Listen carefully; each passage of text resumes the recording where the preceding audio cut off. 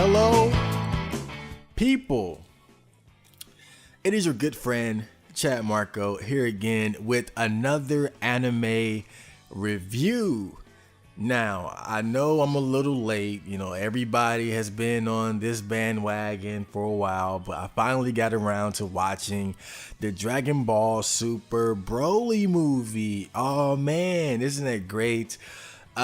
So yeah, without further ado, let's talk about this masterpiece of Dragon Ball work here. Now, I'm sure you guys already know, but this particular Dragon Ball movie is basically Broly becoming canon, because as we all know, there were 3 Broly movies before this, but they weren't written or created by the original Dragon Ball creator, Akira Toriyama. So as cool of a character Broly is, he just wasn't considered canon. I mean, he's basically been a fake character for all these years, despite being in all the video games and stuff like that. So, I guess they decided, you know what, fuck it, let's make Broly canon, but let's not just copy it,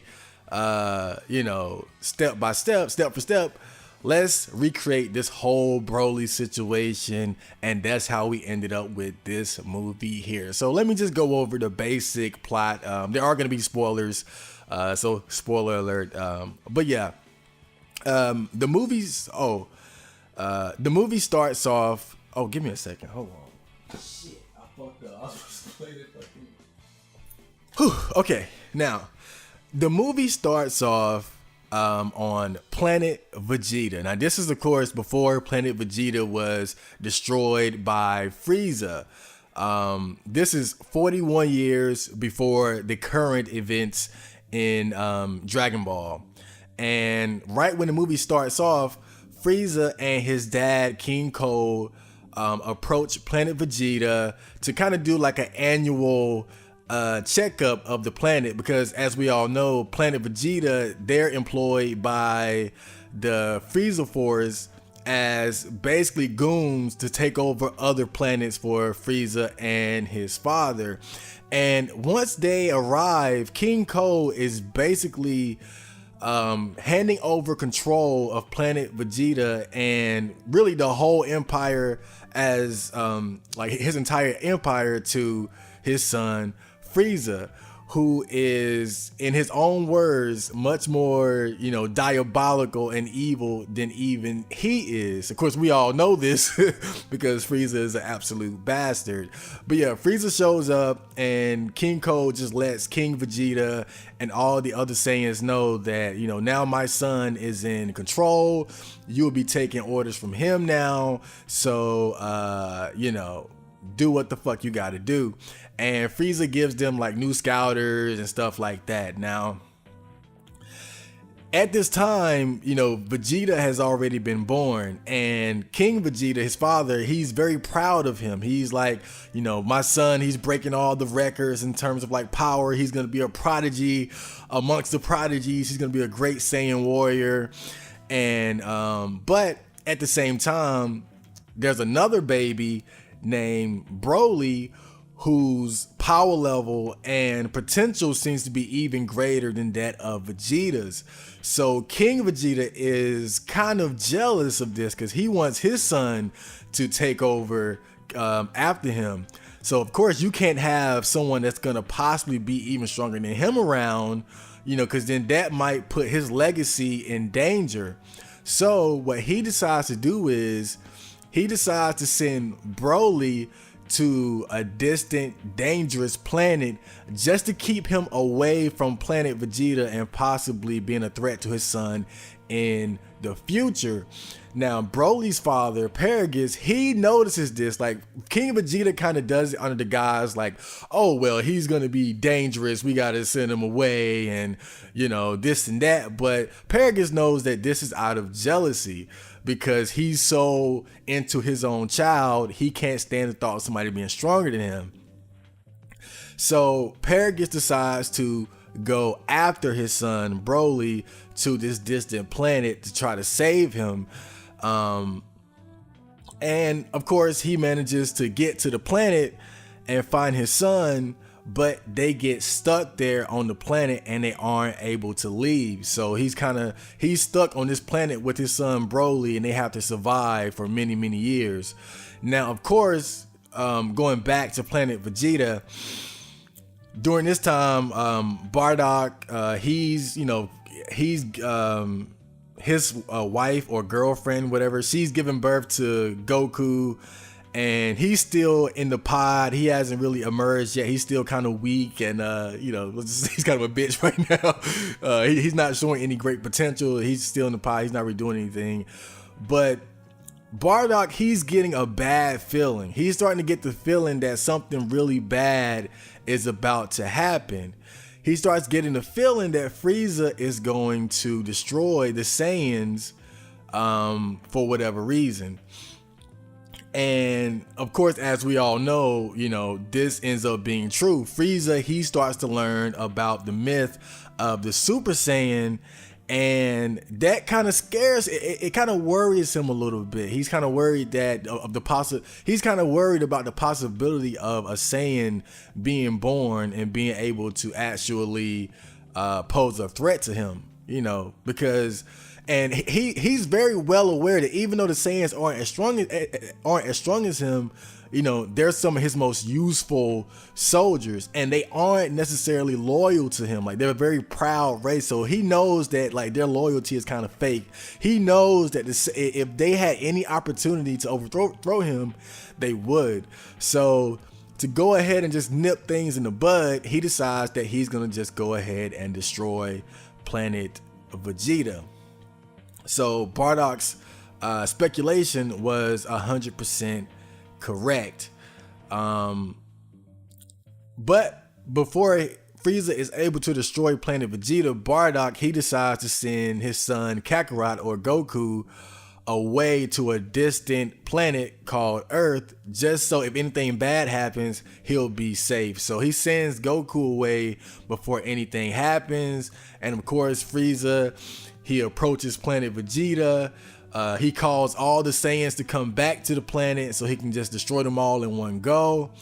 And Bardock, catching wind of this, he confronts Frieza in space, but of course he wasn't able to match his power level, so he was destroyed along with everyone on Planet Vegeta. Now, the thing is, there does end up being a few survivors, as we know. Now, Broly and his father, they're off on a distant planet, stranded, can't leave. Prince Vegeta, he's on a different planet because he was off on a mission, and when Frieza called everyone to come back, he disobeyed and stayed where he was, and that allowed him, Raditz, Nappa, and some other Saiyans to survive. And of course, Bardock, he sent Kakarot, or Goku, to Earth, so he survived. So you basically have like these few Saiyans who managed to survive the genocide of the Saiyan race. And the whole first part is basically just going over this part of the story, kind of filling you in on the past of the Saiyans, their demise, and the culture of Planet Vegeta and all that. So after that, the story fast forward 41 years. Of course, over all these many years, Goku has had countless fights, throughout Dragon Ball Z. He's fought Vegeta, Frieza, Cell. I'm assuming you guys know all this. I'm assuming you guys just didn't decide to watch the fucking Broly movie out of nowhere and not know like the history of Goku and all his many battles and the history of Vegeta and Frieza and all these various characters. So I'm assuming you guys are up to speed with what's going on. Now, after Planet Vegeta is destroyed, like I said, there are a couple survivors, like our friends Goku and Vegeta. And at this point, it starts off with Goku and Vegeta. I believe this is after the Tournament of Power, and they're basically having like a sparring session while Bulma is watching. They're just constantly still trying to get strong, because Goku, he met so many dangerous people at the Tournament of Power, so he doesn't want to, get lazy and possibly be defeated in the future.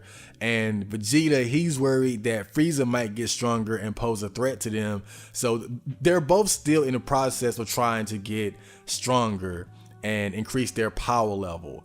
But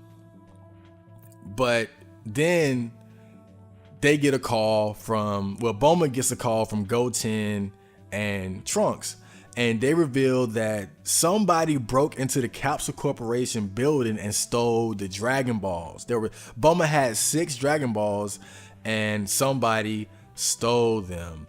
And they were able to tell by their armor that they were warriors from the Frieza Force. So of course, they're all worried now because they're starting to realize that Frieza is making his move. Now that Frieza is alive, after he got, granted life after participating in a tournament of power, he's able to kind of do as he pleases, for now at least. So now they're starting to kind of realize, okay, Frieza's doing something, let's act, and he's already got 6 Dragon Balls, and there's only one more left for him to get. So they kind of mobilize Goku, Vegeta, and Bulma, and Wiz. They all get into a ship so they can go to the mountains in the Arctic region to find the last Dragon Ball before Frieza gets it. Now, the funny thing about it is Bulma, she was collecting the Dragon Balls just to make herself look younger by 5 years. And the silly thing about it, the reason why Frieza wants the Dragon Balls is so he can increase his height. Like, I'm thinking that Frieza is showing up, for some diabolical reason, like universal domination or immortality or something like that. But his wish is just as petty as Bulma's. He just wants to be a little bit taller. So I found this to be kind of funny. As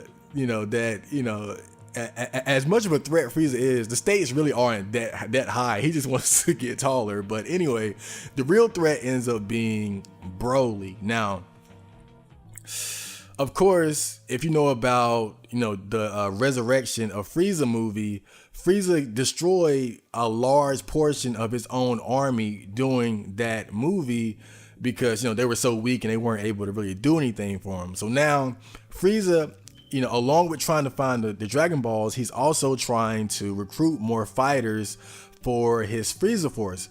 So he's basically like sending out recruiters to search different planets to find people with high power levels to join his Frieza Force. And one of his recruiters, they end up stumbling upon the planet where Broly and his father were stranded at many, many years before. Because they pick up the distress signal, and so they land there and they find Paragus and Broly. And, once they get there and they're talking to Paragus, they get attacked by a giant monster. And then Paragus calls Broly, and Broly just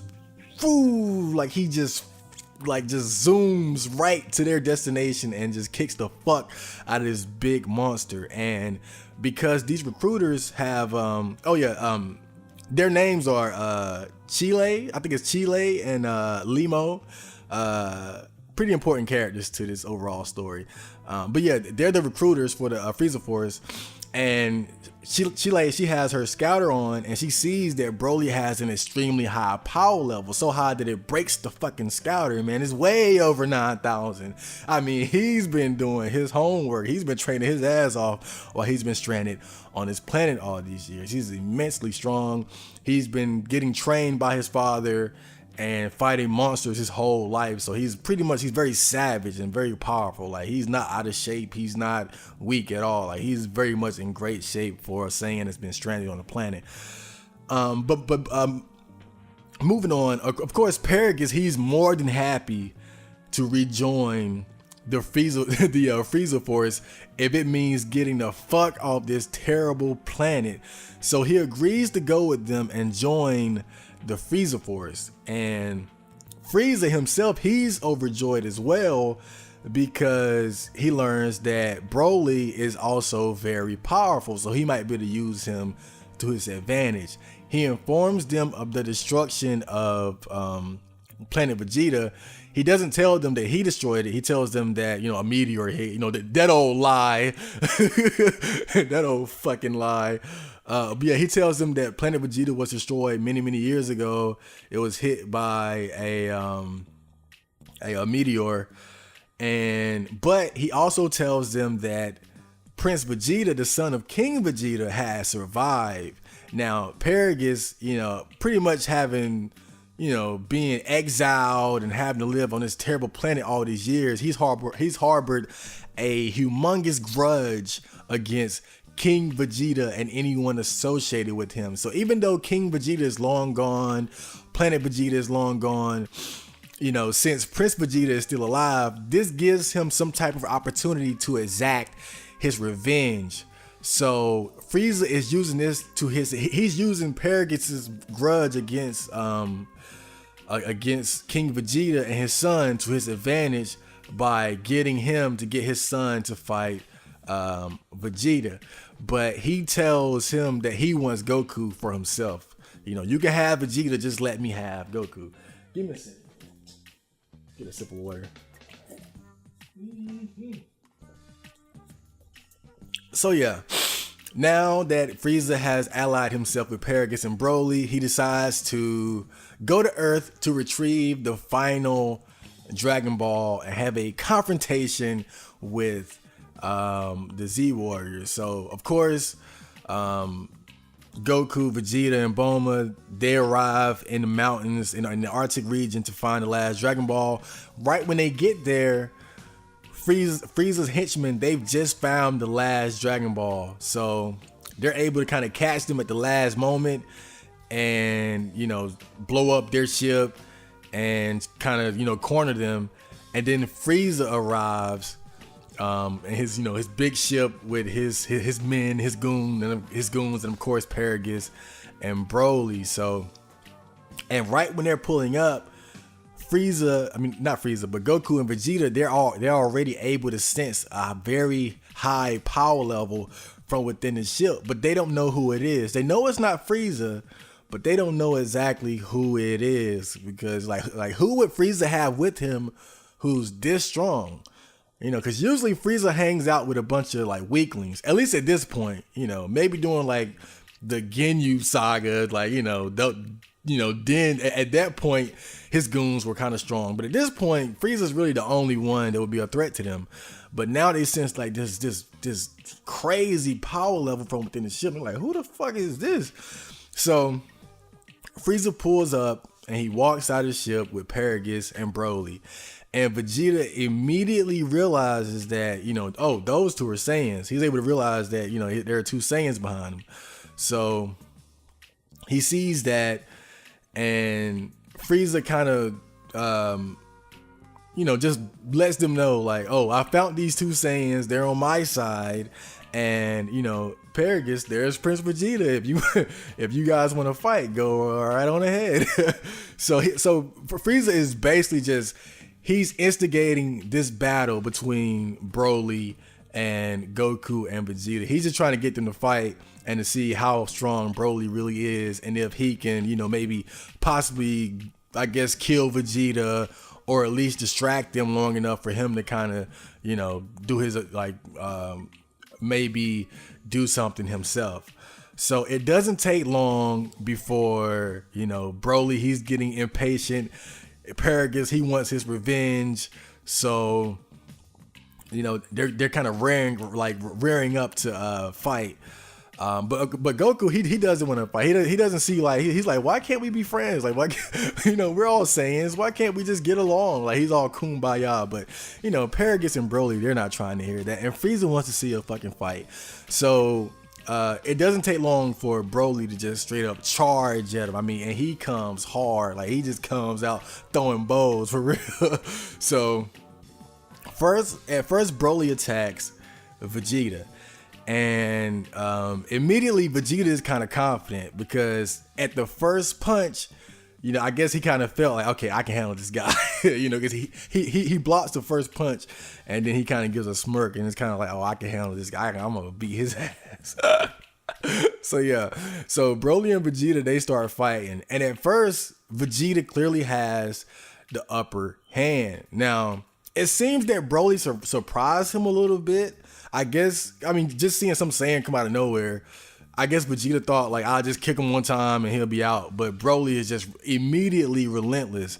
But still, Vegeta, he's had a lot of fights on his belt. Broly hasn't really had any real, dangerous fights other than, training with his weak dad and fighting monsters on the planet they were exiled on. So really, Vegeta is his real first fight, and at first Vegeta is just kicking his ass. Like he just, just kind of toying with him a little bit, but it doesn't take long for Broly to get the hang of things. Vegeta, he mentions that, oh man, this, hi, this guy's fast. He knows how to use his power. So as they're fighting, Broly is getting better, and he manages to hit Vegeta, and that's when Vegeta decides to kind of step it up. He starts to go Super Saiyan, and that kind of gives him the edge again. And Paragus, he sees this, and at this point, Paragus doesn't even know that the Super Saiyan exists. To him, it's just a myth, and he's never seen Broly go Super Saiyan. He just knows that Broly is really strong, and it kind of surprises Broly as well. He doesn't know what's going on. He's like, well, what happened? So yeah, Vegeta goes Super Saiyan, and he starts kicking Broly's ass again. But again, Broly just gets stronger. Like he immediately adapts. Like it doesn't take long for him to kind of get used to it. And so again, he's fighting toe to toe with Vegeta, even while he's still in his base form in Vegeta's Super Saiyan. And Goku, he notices this, and he's like, wow, like this guy, he's keeping up, and he's still in his base form. So I could tell Goku is like getting excited. Like at this point, you could tell like he really wants to fight this guy, because that's when he's not a joke. If there's another Saiyan that can go toe to toe with Vegeta while he's Super Saiyan, and this Saiyan is still in his base form, that's a red flag right there. Like that's the first sign that y'all might have fucked with the wrong guy.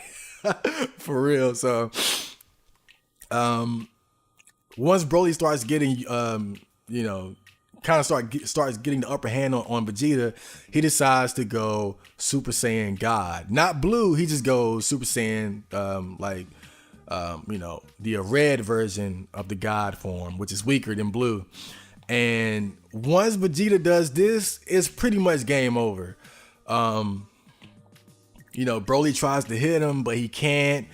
He can't even land a punch on him, and Vegeta's just dodging him effortlessly until he just decides, I'm gonna just knock him out. And Vegeta gives him one good punch, and Broly goes through like 7 or 8 mountains, and he's just knocked out.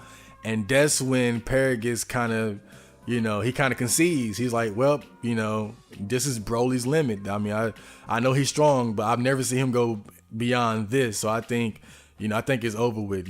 We tried our best, but excuse me. We tried our best, but this is all he has. And so they're about to, I guess retreat. But then Broly starts kind of like getting back up, like he wants to fight. But Paragus doesn't want him to get killed by Vegeta. So he pulls out this little device that he uses to control Broly whenever he, goes berserk. But Chile stole this device from him earlier when they got into a little scuffle on the ship. So he no longer has the device to keep Broly in control. So Broly begins to go berserk, and his power level raises immensely. Because Vegeta, I guess Vegeta was about to kill him with the blast, and I think that activated what like that kind of brought the beast out of Broly. Like that activated whatever fucked up great ape shit that was deep within him. Like Vegeta just pushed him like to his limit, and that brought Broly to the next level. So he powers up again, and he's just way stronger than before. And now he's able to go toe to toe with Vegeta, even while he's in his Super Saiyan God form. So he kind of pushes Vegeta back, and then Goku decides to take over. He steps in and says, hey, it's my turn. It's my turn to fight. I want a piece of you. So Broly kind of diverts his attention to Goku. Now, Goku, being the cocky bastard that he is, I mean, I can't believe he did this, but he tried to fight Broly in his base form, and Broly just pushing him around and all that. It doesn't take long for Goku to realize I cannot fight this guy in my base form, so he goes Super Saiyan.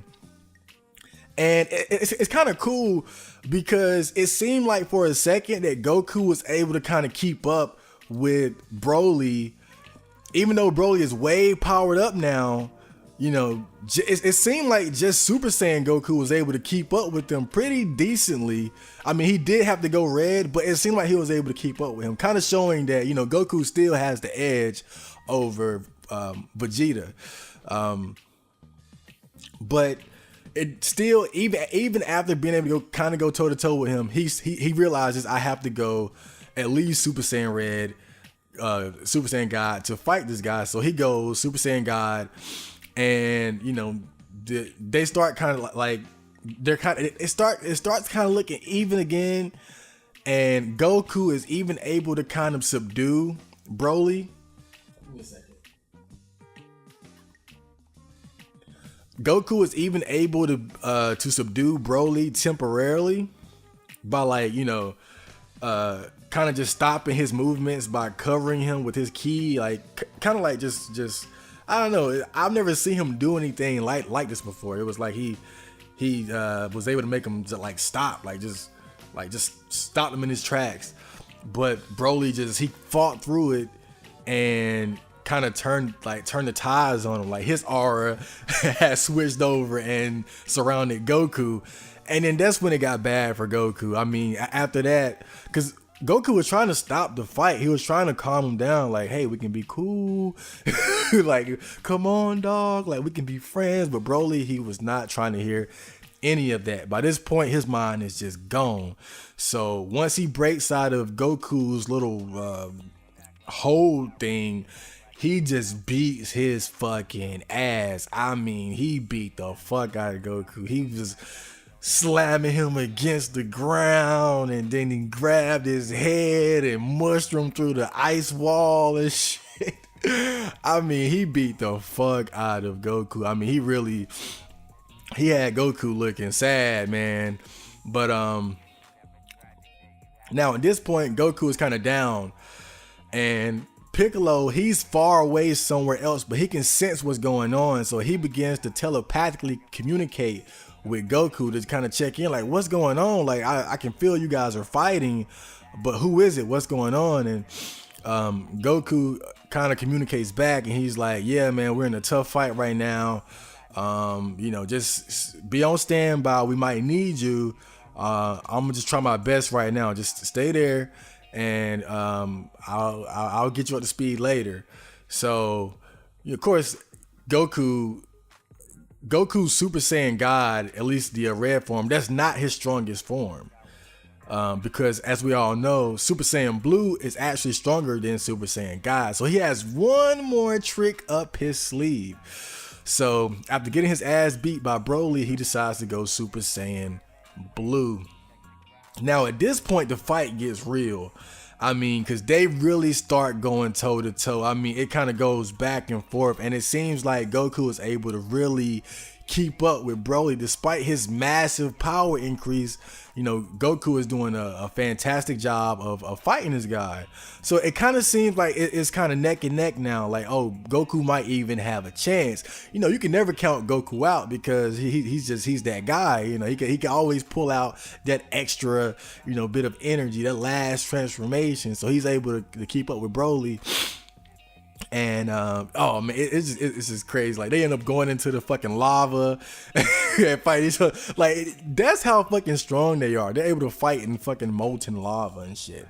So Goku's actually doing pretty good at this point. But then Frieza, man, this asshole Frieza, he wants to see if Broly can get even stronger, because he remembers that when he fought Goku, when he killed Krillin, Goku went to a totally different level. He went Super Saiyan. So Frieza decides to kill Paragus, who is, of course, Broly's father, to try to see if he can get him to get even stronger by, you know, arousing the anger, the emotion within him. So he quickly kills Paragus and lies to Broly and says that, you know, the explosion killed him, because of course Paragus is a lot weaker than everyone else around. So it will be believable that, you know, just if even like a piece of Broly's blast hit him, then it would have killed him. So once he tells Broly that his father died, Broly just loses it. I mean, this, you thought Broly was strong before this? No, like now he's like Super Saiyan ape, Super Saiyan great ape berserk mode. I mean, he's just beyond powerful. I mean, he's just once he has this power up, Goku just doesn't stand a chance anymore. I mean, he quickly gains the upper hand over Goku, and Vegeta sees this and he says, "Oh, now I gotta help." Like now I gotta get in there. But you can tell how strong Broly becomes at this point, because before this, Super Goku and Super Saiyan Blue was going like they were neck and neck. Like he was keeping up with Broly. Like it almost seemed like he would be able to at least, like, might even be able to defeat him. But now you have a Super Saiyan Blue Goku and Vegeta fighting him at the same time, and they don't last very long. I mean, it's like the second Vegeta got into the fight, like his clothes were like fully intact. And after like 10 seconds of fighting him, like his clothes were completely shredded. He was covered in scratches. Like that's how strong Broly was at this point. Like he was able to handle both Goku and Vegeta while they were in their Super Saiyan Blue modes. And of course they tried they tried to do like a big beam together. Like Goku did his Kamehameha and Vegeta did his Gallic Gun. And Broly just brushed that shit to the side like it wasn't shit. And then he just started just running through him. So they immediately realized that, oh, we can't beat this guy like this. Like he's just wearing us out like in no time. So Goku decides to take Vegeta and instant transmission to where Piccolo is and leave Broly to fight Frieza. And it's funny because the second they leave, Broly just starts beating the fuck out of Frieza. I mean, just boom, bam, boom, boom, boom, boom, bam. Like, he beat the fuck. I almost felt bad for Frieza for the first time. Well, nah, like, I think when Topo beat his ass, that was kind of bad too. But yeah, they leave Broly and basically just leave him to fight Frieza, so Frieza can distract him long enough for them to figure out like a game plan. So Goku and Vegeta, they instant transmission to where Piccolo was, and they kind of tell him like, oh yeah, we're fighting a strong enemy, we need you got any sensu beans? He's like, nah, I don't have any sensu beans. And so they decide that, well, Goku decides that their only hope is the fusion dance, you know, to combine their powers and become one extremely powerful warrior. Now, the fusion dance is different from the Potara earrings because, as we all know, they've already fused before using the Potara earrings. Now, when they use the Potara earrings, they become Vegito, but when they fuse using the fusion dance, they become a different warrior. Different fusion, different warrior. Now, you know, Vegeta, being the powerful, serious man he is, he doesn't want to do some stupid dance, let alone fuse with Goku to take on this enemy. But, you know, even he knows that if they don't do something, you know, Broly's going to destroy the entire planet. So, you know, after a little bit of resistance, he decides to comply and learn the fusion dance. But it's not an easy thing to do. It's not an easy maneuver because their bodies have to be perfectly aligned. The movements have to be exact. So it takes time for them to learn the actual fusion dance and do it correctly. They actually fuck it up twice. And each time they fuck it up, they gotta wait another 30 minutes because the fusion lasts only 30 minutes. So the first time they do it, you know, they end up becoming too fat, you know, so they gotta wait 30 minutes. And this whole time that they're waiting, Frieza just getting his ass beat by Broly. I mean, he ends up having to go Golden Frieza just to be able to survive, but he isn't really able to do any damage to Broly. I mean, the whole time he's just getting his ass beat while Goku and Vegeta are learning the fusion dance and fucking it up. So they do it another time and they end up becoming too frail, too skinny to do anything. So they gotta wait another 30 minutes, and then Frieza's still getting his ass beat. So they finally get it right. They get their movements perfectly aligned, and they do the perfect right fusion dance, and they become Gogeta. After a little bit of pondering on what their new name should be, Gokuja or whatnot, but they end up settling on Gogeta, and then they instant transmission back to the battleground.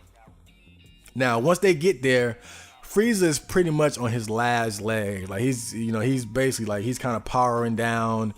He doesn't really have anything left. So they get there just in time. In fact, right when they get there, Broly has turned his attention to Whis, but of course he can't do anything to Whis. Whis is a fucking beast. He's a fucking god, angel, something. Why just get Whis to do it? That's what I'm like, Whis, can you give us like one favor? Can you knock this motherfucker out real quick? But I guess that wouldn't be within the Saiyan spirit. So they decide, we're gonna fuse. We're gonna handle this ourselves. Now, I don't have to tell you guys that Gogeta is one of the coolest anime characters in the fucking world.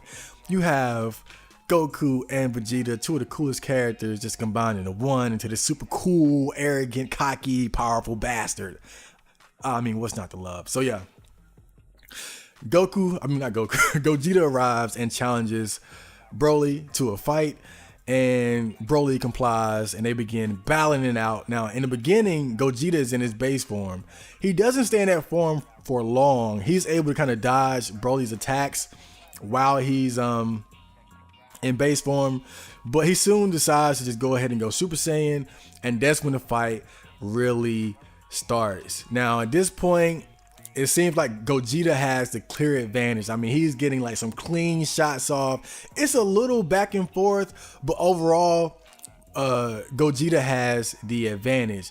But then they ended up like having like some type of like power clash that causes like a distortion in reality, and so they end up entering like this other like dimension or something. I don't even know how to describe it. Give me a second. I'm gonna give me a little sip here.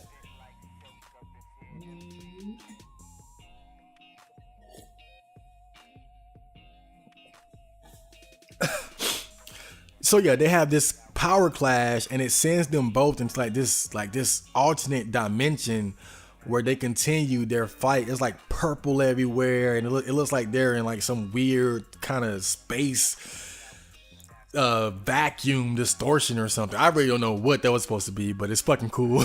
So I'm not gonna think about it too hard. But yeah, they ended up kind of going like in like this alternate, like they're fighting so hard they end up going into like this alternate dimension.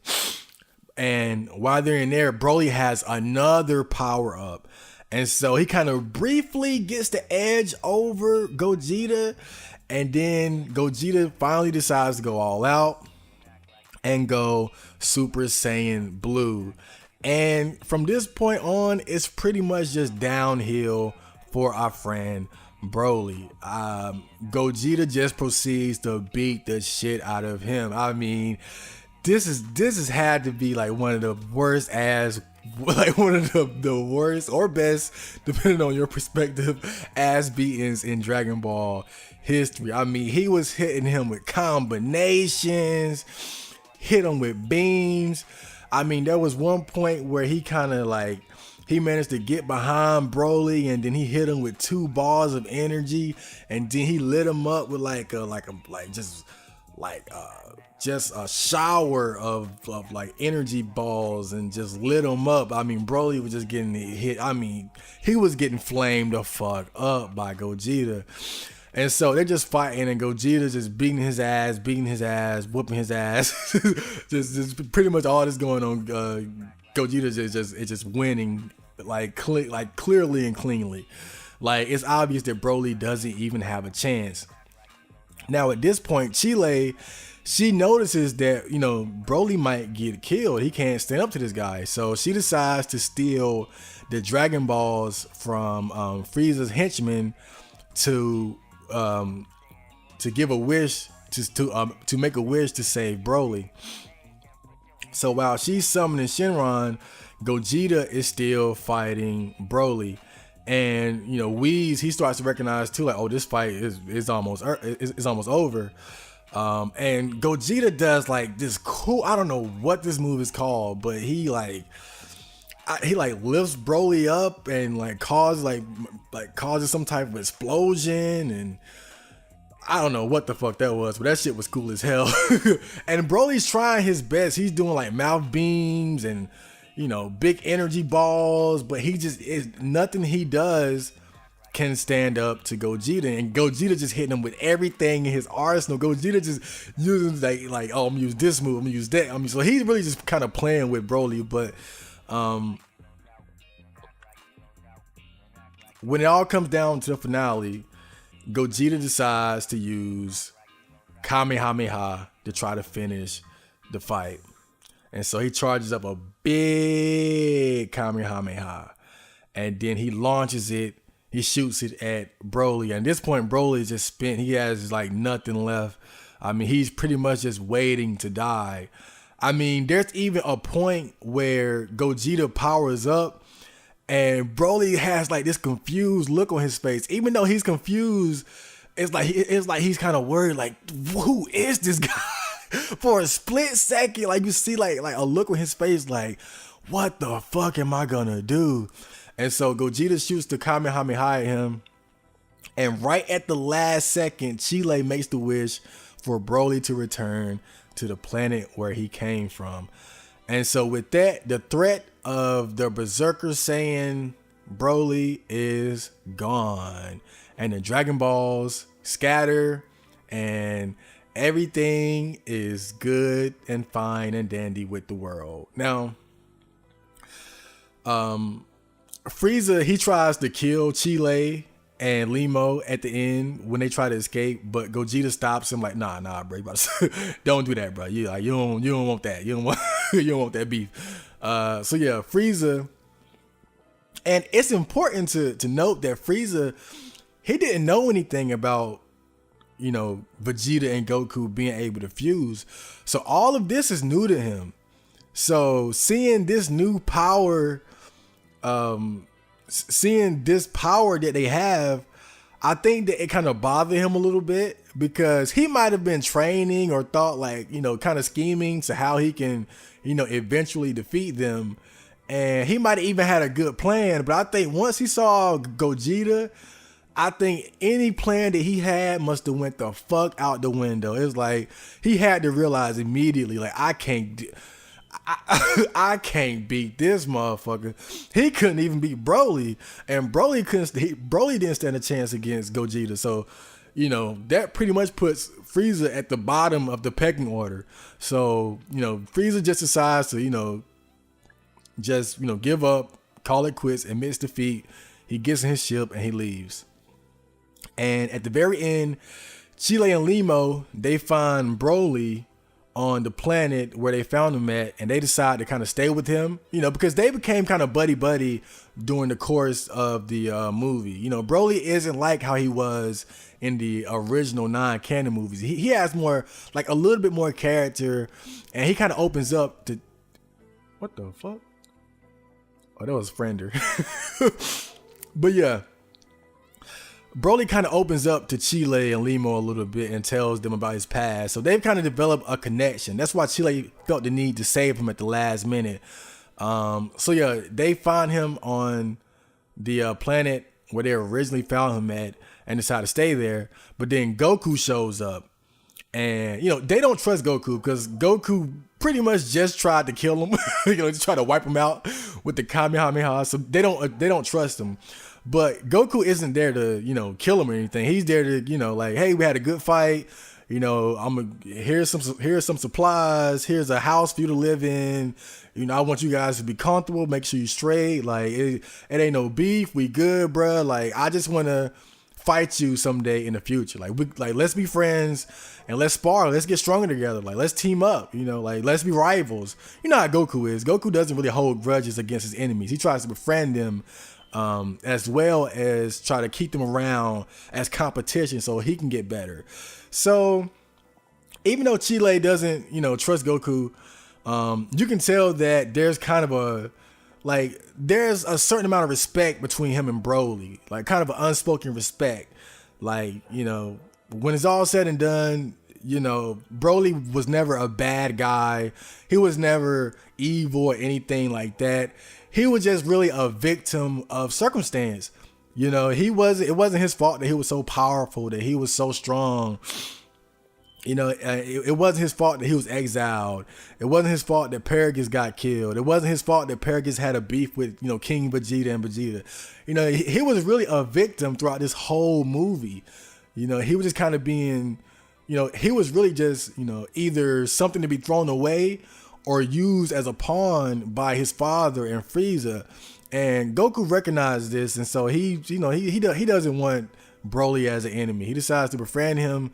You know, we had a good fight. You know, let's move on past this. We're gonna fight in the future. So, you know, and so everything kind of ends on a good note. And that's the basic. That's the you know, that's a gist of the overall storyline. I'll be right back. Ooh, I hope nothing went wrong. Chile. Okay. Now that I went over the story, you know, let's talk about the characters just a little bit and their role within this movie. Of course, you got Goku, the hero, the main character, you know, the most powerful Saiyan, or at least the formerly most powerful Saiyan, you know. But I'm kind of surprised that, you know, I'm surprised that they didn't give Goku all the glory. Like I understand that Goku's the main character, he deserves the glory, but I'm surprised that, like, you know, towards the very end, it all came down to him and Vegeta having to team up. Him and Vegeta having to fuse together to take down the Stray. I mean, this isn't the first time it's happened. Of course, it's happened with, you know, when they fought Majin Buu, when they fought Fuse Zamasu. You know, this isn't the first time they had to work together. But it just seems like more and more they're making Vegeta an important part of just his role has like, I mean, he's always been a consistently important, strong character, but it's like now, oh shit, hold on.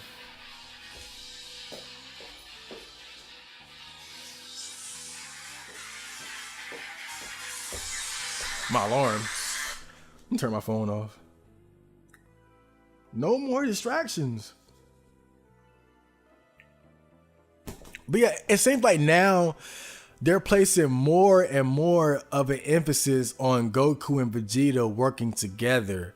You know, it doesn't feel so much like, you know, the Goku show anymore. Now it's like I mean, it's really crazy to me because if you don't already know, I'm a huge Vegeta fan. So I love how, you know, he's not just a side character anymore. He's not just like a Piccolo or a Krillin or not like or Gohan. Like, he is like pretty much half of what Dragon Ball is at this point, you know. And as a fan, I love that, but it's weird. I can't believe like how much like shine they're giving to Vegeta, to the point where, you know, even Whis is saying, you know, if you guys can just work together, you would be unstoppable. So it's like now it's not just the Goku show anymore. It's like Goku and Vegeta are like just halves of a whole now. Like they really depend on each other. So I just love how important Vegeta has become to the overall, the overall show. But I think that really just comes down to popularity. I think Vegeta has just become such a popular character that, you know, you really can't afford to kind of push him to the side, because he brings so much hype. You know, even when he loses, you know, like the fights where he lost are still just so memorable and cherished by the fans. So he brings so much to the table. It's like, you know, they're kind of inseparable now. And Broly, in my opinion, I know everybody might not agree with me, but I'm sure a lot of people do as well because this movie was so well received. But I definitely I definitely like this Broly more than the previous Broly. Like, because this Broly is actually likable. He's not just some autistic berserker, you know, and really his whole motivation for wanting to fight in the original movie was just so bad. I mean, because he heard Kakarot crying, like that's why he had some type of complex about Kakarot. Like it was just weird. Like the old Broly was just weird. I mean, the whole concept is cool, like a legendary Super Saiyan that's like berserk and uncontrollable and, you know, big and buff like the Hulk. Like the idea was cool, but it's like the execution was kind of poor. Like he just wasn't likable beyond just being like this immensely strong Saiyan, like just this wild savage. I mean, and Saiyans as a whole are a savage race, so but Broly is like in a league of his own. But I like how this Broly is actually likable. You know, he's not just this evil or just mad Saiyan. I mean, he was exiled and, you know, he was manipulated by his father and Frieza killed his dad and then lied about it. I mean, just throughout the whole movie, he's really kind of a little bit of a tragic character. And I think that's why they added Chile and Limo to sort of act as they were like a plot device to kind of get Broly to open up about his past. Like he tells them about how he had kind of a pet on the planet that he was exiled on, and you know that was his first real friend, but then his dad shot him in the ear and shot his ear off, and so Broly kept his ears like a souvenir wrapped around his waist. Like, so Broly now has just more depth to him, and I think it makes him more, you know, likable. And of course you have Paragus, his father. Now Paragus isn't really definitely not as likable as Broly because he's just so vengeful. Like, you know, it's like, dude, get over it. You know, like, but you know, I like having more Saiyans around. You know, even if it's about Paragus, you know, I like having just more Saiyans being a part of the equation. But of course, he was killed by Frieza, so that's just another Saiyan that's gone from the universe. But you know, I think he's integral to the plot, because he's part of the motivation for Broly to fight in the first place. Because without Paragus, there is no grudge against Vegeta. So he's kind of needed for Broly to have a reason to fight against Goku and Vegeta. Man, and of course Frieza is back. Now, I've never been a big fan of Frieza. How could I, as a Vegeta fan? But I gotta say that I like him being back.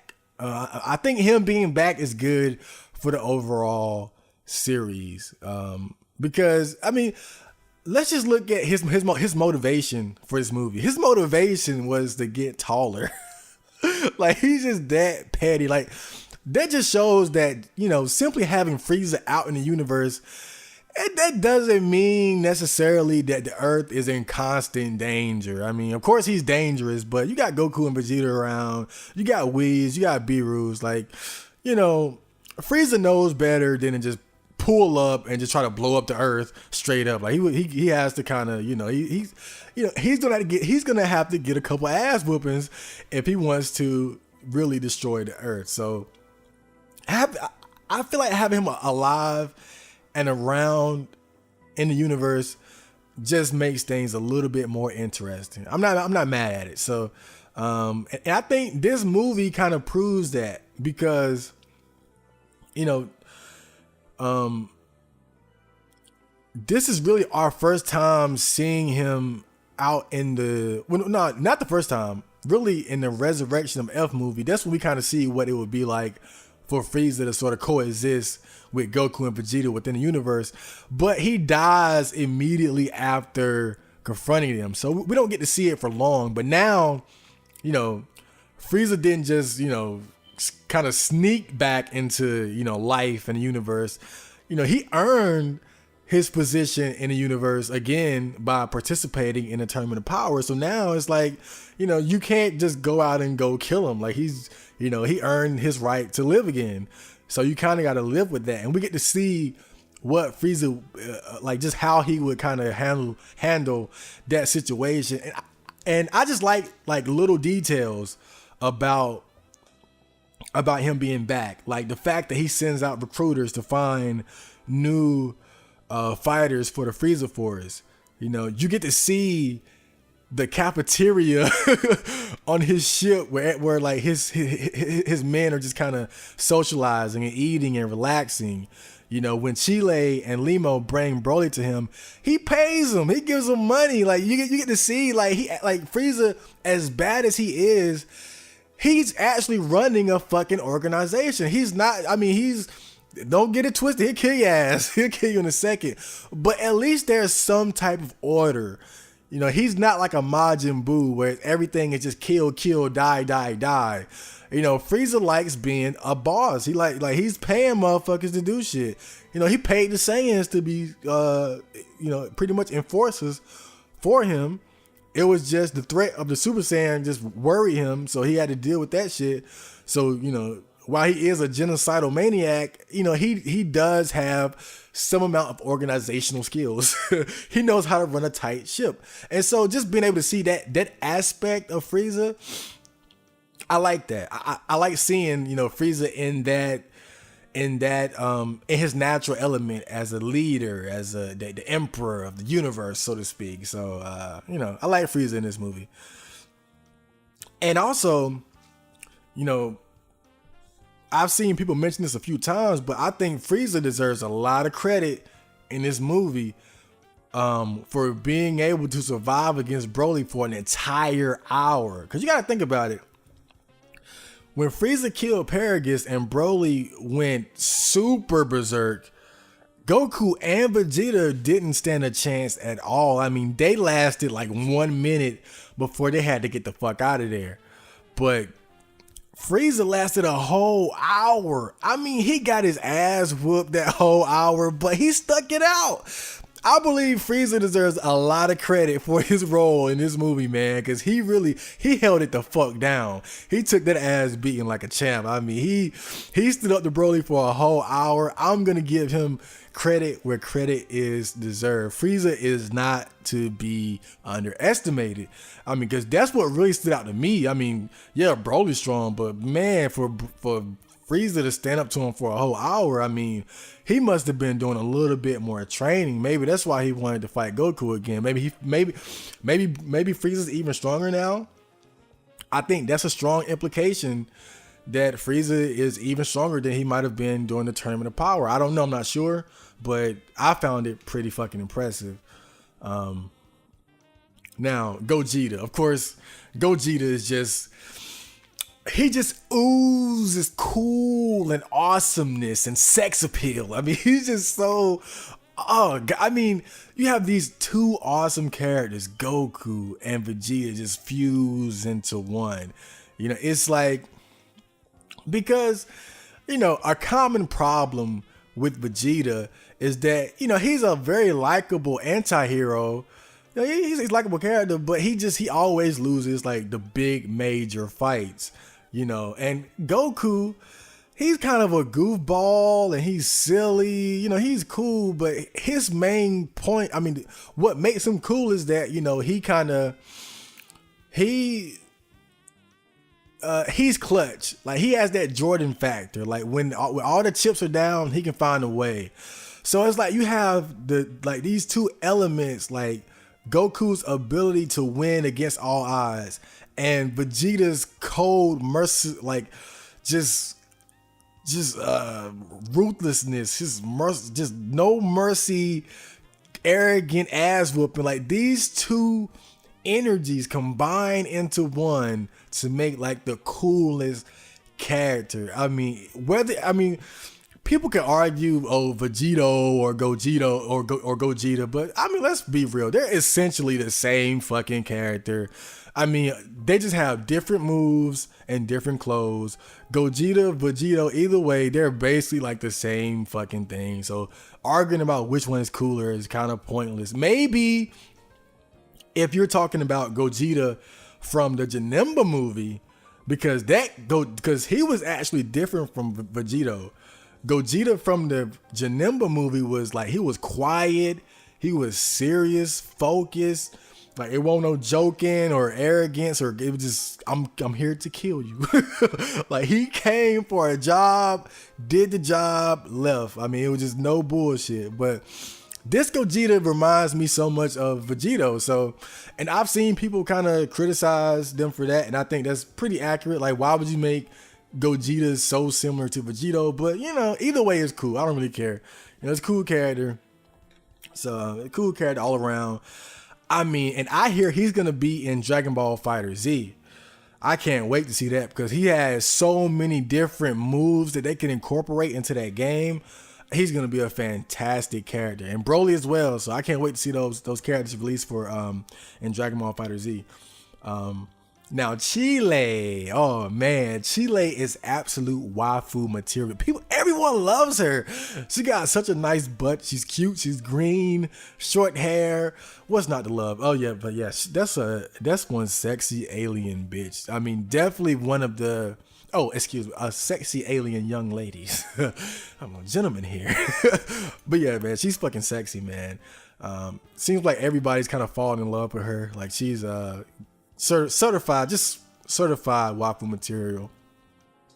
And not only is she cute, but she's kind as well, and she takes a liking to Broly. So, you know, would there be some type of romance there? Would there be some type of, you know, relationship between the two? I doubt it. But it would be kind of cool to have. I mean, just hear me out. Wouldn't it be kind of cool to have like a green Saiyan, like if Broly and Chile have babies, like you could have like a half Saiyan, half whatever the fuck she is, child, and you know, he can go Super Saiyan, so you got like a green skin Super Saiyan. Like, there's potential there. I mean, they definitely shouldn't count that out. Like, they should definitely put that possibility on the table. I mean, Vegeta has kids. He has a family. Goku has a family. Gohan has a family. So why can't Broly? I don't know. It's a little early for that, but I don't know. They might see something in the future. You know, Wiz makes an appearance alongside Beerus. They don't really do much. You know, it's not really their job to deal with the threats that come to Earth. You know, they don't really do much in this movie besides just spectate and watch. You know, pretty much the entire time, Beerus is just babysitting Bola and chilling on a beach chair. I guess sort of just observing things by reading the power levels in the air. I don't know, but he somehow, I'm sure he knows like what's going on as far as like the flow of battle. And Whis, he really only distracts Broly for like a split second while Gogeta is arriving. So they don't really do much, but you know, what do you expect? That's kind of their whole thing. Just show up, eat food, and you know, watch what happens. Piccolo plays a pretty important role in this, in that, you know, he teaches, teaches Vegeta the fusion dance. It's always nice seeing him, but he had a relatively small role in this. You know, pretty much he's now just the fusion dance instructor. He's a dance instructor now. Let's just call it what it is. Now Bardock. Now, that's probably one of the things I didn't like about this movie, and I think most people would agree with me. Movie Bardock from the other, like the old movie, is leagues better than this Bardock. I mean, because he was just such a savage, and you got to see him like with his boys, and they were taking over planets. He had the red bandana. He stood up to Frieza's men. You know, he had the confrontation with Frieza, and then he got blown up. I mean, I just think, and his design was better. He had like the green Saiyan armor and the like little red leglets or armless. Like, just overall, just his design was cooler, I thought. But he wasn't as bad as I thought he would be. You know, seeing him shoot that big beam at Frieza's ball, like, that was pretty fucking cool. Even though it was, you know, pointless, still, it was cool, like, as his final act of defiance against, you know, the creature that has enslaved and destroyed his race. And you know, you get to see King Cold, Frieza's dad. You know, he, of course, relieves control of the Frieza Force or the Cold Force to Frieza. You know, makes a little small cameo. You see a bit of King Vegeta, Raditz, Nappa, Bardock's wife Jean, and you know, just those are the major players in the movie. Now,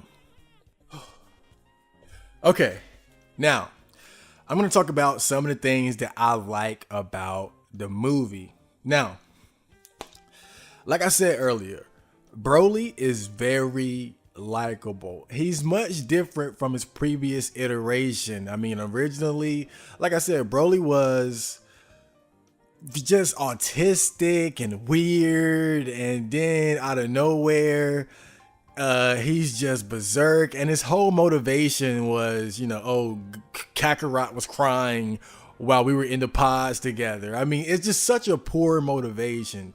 You know, I like his design better. Like, they have the ear fur wrapped around him for that's like him. That's like his, you know, that's something for him to have to remember his first friend by. So, like even his accessory has like deeper meaning behind it. And he's tan. He has the scars on his body.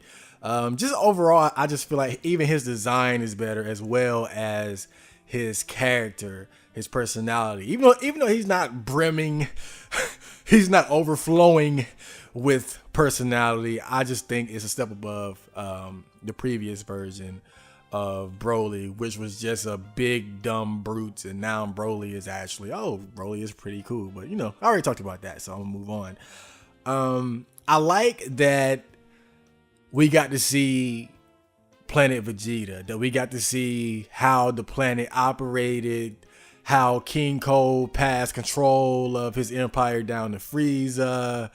Like, just little details, like the fact that King Vegeta had snipers like watching his back while he met with King Cold. Like, just how thorough, like just little things like that, you know, seeing the baby Saiyans and the pods and how they would measure their strengths, and it was just cool. And then like seeing when King Cold pulled up, like they're just running into the buildings, like how they just have complete disregard for the Saiyan race, and the Saiyans couldn't really do anything about it. It was just, I just liked it. I like seeing Planet Vegeta, just the way that it operated and how the people functioned. Even though I wish I would have been able to see more, that they would have showed more than that. I like that we got a glimpse into their lifestyle and the temperament, and just the really the climate of Planet Vegeta during that time. You know, because it had to be like, you have this proud race of warriors, but then at the same time, they're essentially slaves to these, these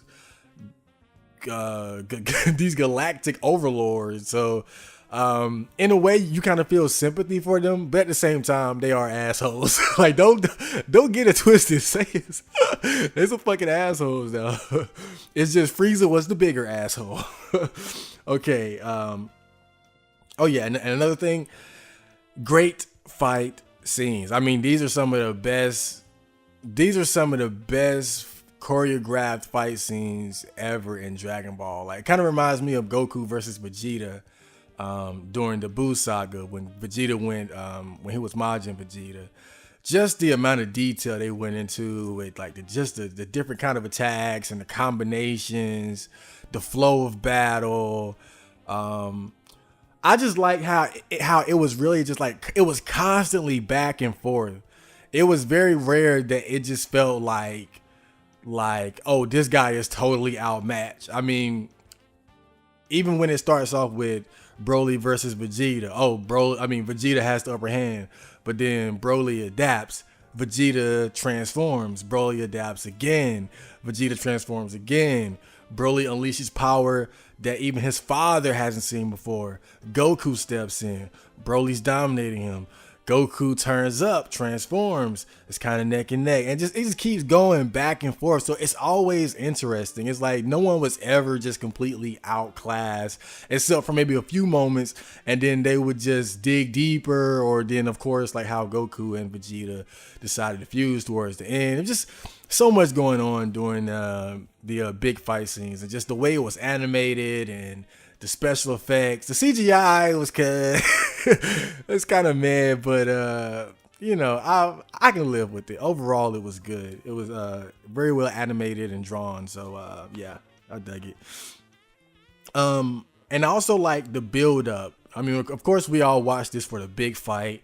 You know, Gogeta versus Broly, but I feel like everything leading up to it just adds to that. You know, fleshing out Broly's backstory, seeing Planet Vegeta, you know, seeing what Goku and Vegeta are up to now, and then the Dragon Balls get stolen, and you know, Frieza's in space with his Frieza Force, and seeing how he operates his you know, his whole organization. You know, just step by step, it just stayed interesting. Even when they weren't fighting, it was always, I was entertained through and through. So yeah, I just like the way they build up to the actual big fight. You know, there was really never a dull moment. Everything was I found everything to be at least somewhat interesting. Now this is a personal, like for me, but I love that they did not humiliate Vegeta. You know, because as cool as Vegeta is, it's as if they always use him to job. You know, people on 4chan's A-board calls him Job Jita. And you know, it's like they just use him to prop up the next villain so Goku can look cool. But in this movie, it's like out of everyone, Vegeta probably had the best showing out of everyone. I mean, because even though people would say, oh, he fought Broly at his weakest, still, it's not as if Goku came in and then just straight up won the fight. You know, like really neither one of them could have beat Broly by themselves. You know, Vegeta pushed him to the limit, and so which made him unleash an even deeper power than ever before seen. And then Goku stepped in and pushed them even farther. And then Frieza killed Paragus, and then he went even farther, and then, you know, neither one of them could stand up to him. And in the end, they ended up having to work together and fuse and create Gogeta and so on and so on. And yeah, it's just, especially when you think back to the original Broly movie, how, I mean, Vegeta was straight shook. He didn't even want to fight Broly. And now it's like he's the first one to fight him. And not only that, he dominates him during the beginning of their fight. So just, I like how for the first time, not really the first time. Wait, is it the first time? Let me think, because in the Battle of the Gods movie, they had him dancing and shit. So yeah. and then in Return of F, he fucked it up right when he was about to kill Frieza, and then so yeah, this is probably one of the first times, like especially in the movie, where he just didn't look like a fucking idiot. Like they had him just looking cool all throughout. You know, he was, you know, they fused and they did it. So as a Vegeta fan, I just appreciate that. I get tired of them using Vegeta as the fucking punching bag or just to prop up Goku or the next villain. Like in this movie, he was just straight up cool and useful. So yeah, I like that. And of course, what I also like is Frieza's back. You know, I mean, the first time he came back, it was, you know, he showed up, did a few things, got stronger, Golden Frieza, this and that, but he was wiped out so quick. He tried to test Goku and Vegeta, and then he got wiped out just like that. Of course, with the help of Whis, but you know, he kind of showed up and then he was gone again. But now we get to see Frieza, or rather the universe, in a state where both Frieza and Goku, Vegeta, and the Z Fighters kind of coexist, and get to see like how, you know, how that would play out, you know. And so I just feel like overall, it's just, even though I'm not the biggest fan of Frieza, I feel like him being around just makes things a little bit more interesting. And then just how he kind of gets away with shit too. Like he killed Paragus. I mean, he did get his ass beat by Broly afterwards, but still, it's like he should have got killed for that. Like he got away with that shit. You know, he was able to pretty much cause all this mischief. Got a little ass whooping, but then he was able to just kind of walk away scot free and go back to planning his diabolical scheme. So yeah, I feel like Frieza being back in the universe is much more interesting than, say, you know, Fat Boo being around, or if Cell was back or something like that. I feel like out of everybody, Frieza is probably the most interesting villain. And thing is, I don't like it when they bring villains back in any anime, like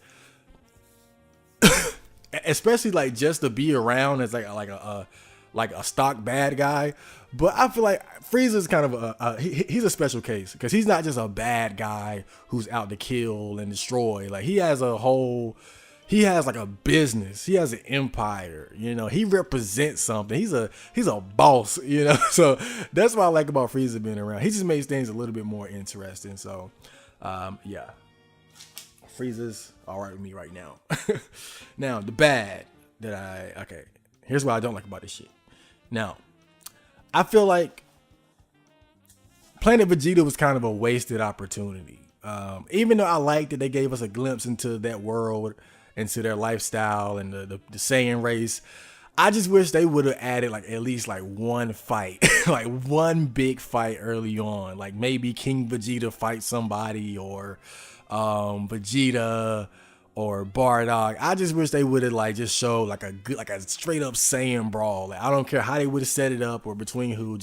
I just wish there would have been like not a big fight, but just I just wish there would have been like a minor fight during the beginning while we were able to see Planet Vegeta still intact.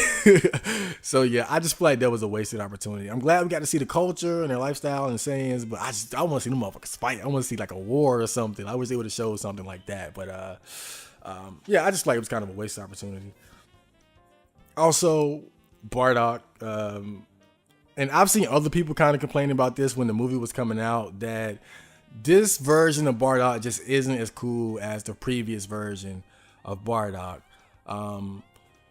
Like he's just like, now he's a family man, and and not saying there's anything wrong with that, but what I like about the original Bardock was that like they show a growth. They show character growth for him. When you're first introduced to him, he's just this savage warrior hopping from planet to planet, taking it over for the Frieza Force. A low-class warrior with a low-class team, not overly concerned with his children or wife or anything like that, girl, whatever the fuck she is to him. And I just felt like that was a more accurate portrayal of the Saiyan race. Just that sort of, I don't give a fuck, I'm just fighting, because that's the way they've always been kind of portrayed. And so for them to now make Bardock like this serious family guy and all that, it's just, I'm not saying it's bad, but I just feel like it's kind of inferior to the original, because he went from like that uncaring savage to, I want to, save my race. I want to save my son. So there was actual growth there. Whereas now it's just, he's already that. He's already that concerned parent.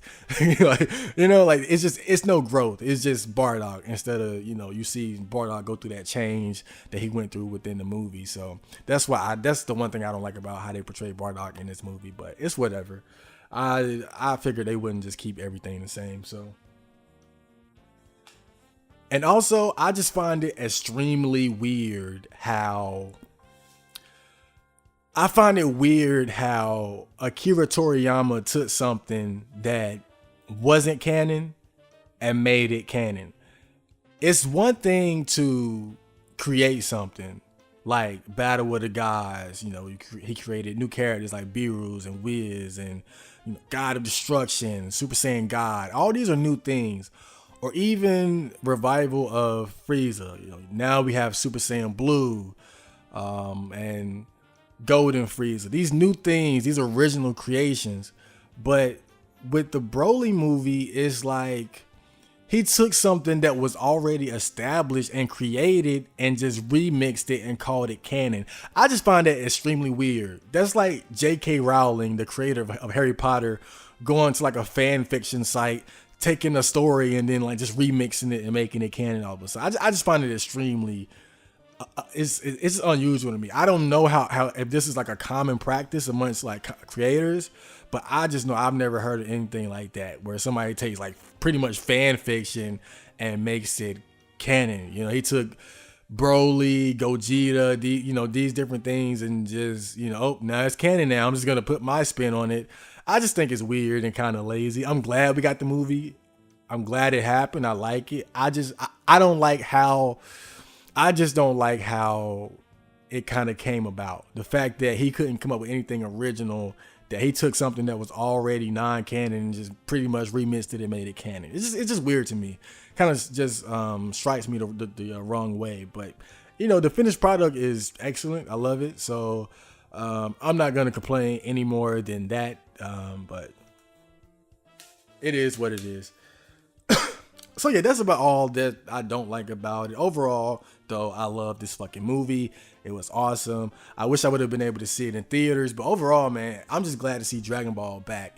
I mean, Dragon Ball was dead for so long, man. I mean, really, the series ended back in the early 90s, and it's just everything that we're seeing now, like with Dragon Ball Fighter Z, Dragon Ball Xenoverse, these new movies, Dragon Ball Super, the new merchandise.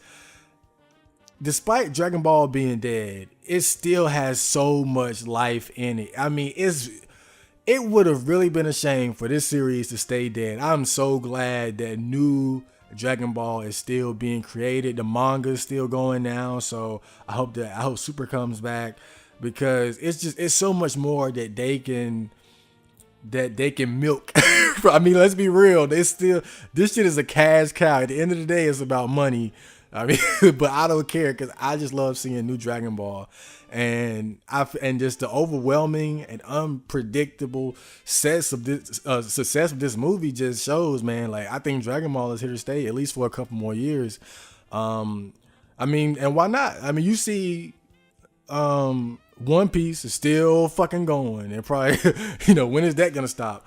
Or Naruto, now they're on the fucking next generation, Boruto. So it's like, why not Dragon Ball? I feel like Dragon Ball is better than all that shit. So it should be still ongoing. It should be still in the limelight. It should be right here for the people to see and to love. So yeah, I love it, man. But there were some weird things about the movie.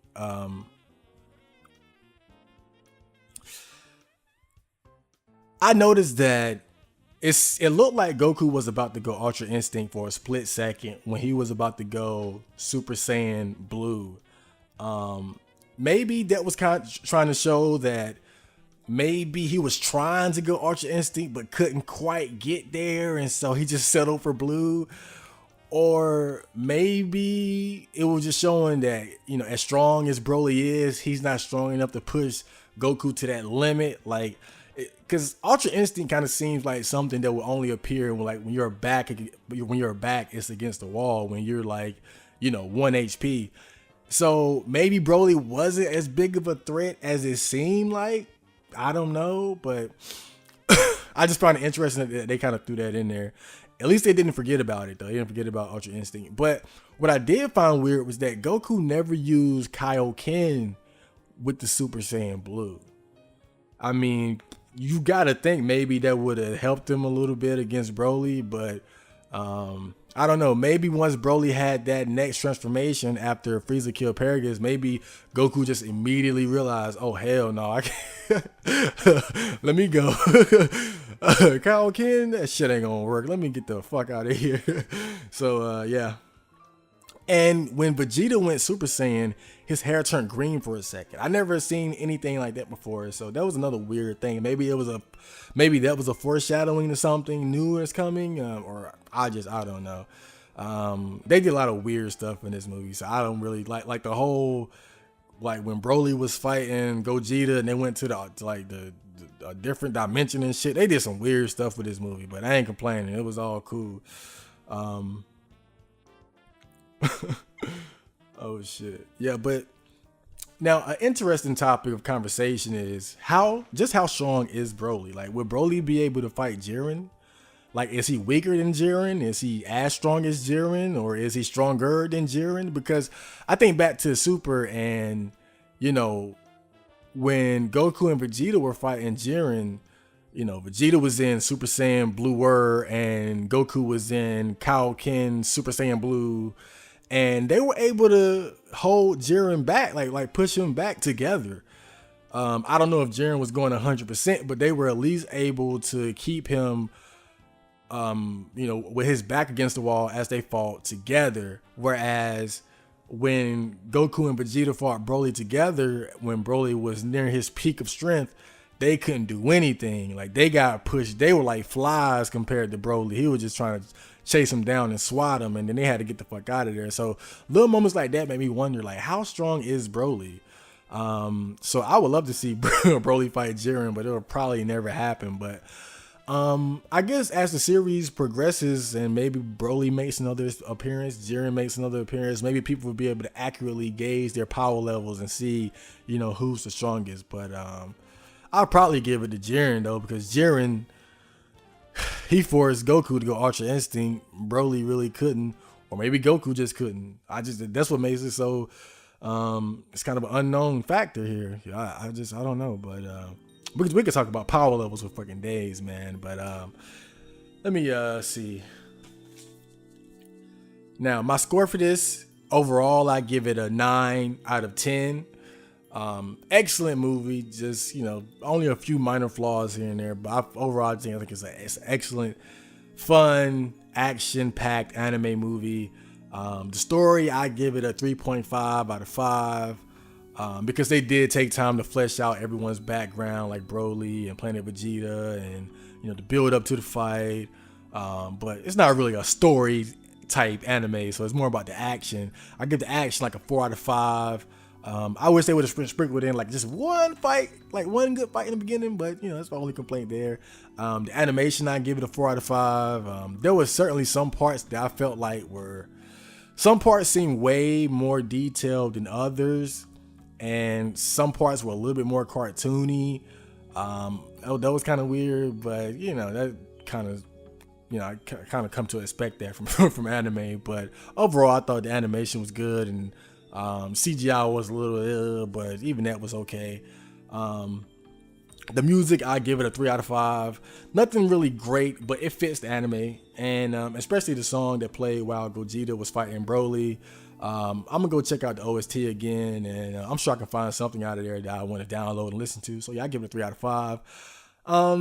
Comedy, I give it a 2 out of 5. It's not really meant to be a funny movie anyway, but there are a few like funny bits sprinkled in here and there, like the fact that Frieza is just, you know, he's going through all this trouble to get the Dragon Balls just to increase his height by a couple centimeters, and you know, Vegeta not wanting to do the fusion dance, like doing it reluctantly. So just little funny moments sprinkled in here and there, but it's not overly done. And Ichi, I give it a 1 out of 5. Not a very sexy anime, but Chile, oh yeah, like she adds a little sexiness to it. That's why I gave it that 1. Man, Chile, I think I'm gonna go fap to her later. But yeah, man, I give it a 9 out of 10. I enjoyed the movie, and I hope you guys check it out. I hope you guys enjoyed it as well if you already watched it.